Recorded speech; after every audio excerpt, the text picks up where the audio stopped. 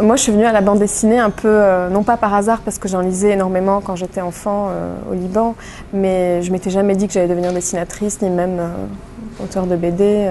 Simplement, à un moment, j'ai eu une urgence de raconter une histoire qui était un souvenir d'enfant déjà à l'époque, c'était en 2002.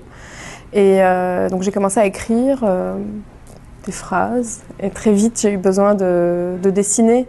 En fait, jusque-là, dans mes livres, ce sont des récits autobiographiques qui se déroulent à Beyrouth dans les années 80. Donc il s'agit surtout de mon enfance et d'un travail de mémoire sur la guerre civile libanaise. Et là, c'est un peu la première fois que je travaille sur l'arrivée en France et ce que ça fait justement d'être dans un pays dont on n'est pas, où on n'est pas né et quel bagage, au fond, on apporte avec soi en arrivant dans un pays étranger. Et même si je connaissais déjà la France, c'est quand même, il y a eu quand même une période d'adaptation importante. Je commence par une histoire où je fais ma valise.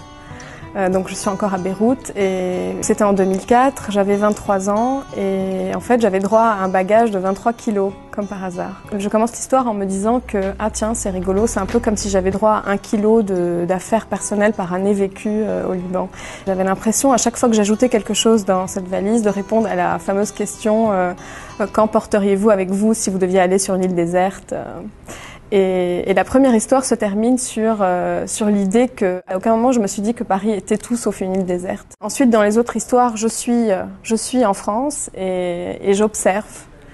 Et donc mon attention est attirée par tous les décalages qu'il peut y avoir entre la culture orientale et la culture occidentale. Certains mots qui sont intraduisibles, par exemple, parce que l'usage n'existe pas.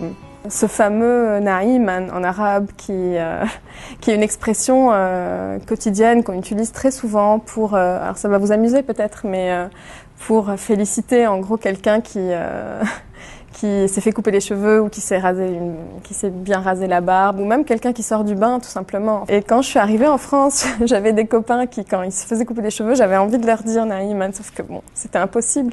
Donc je traduisais automatiquement Naïman par félicitations. Et c'était un peu ridicule forcément. Enfin voilà.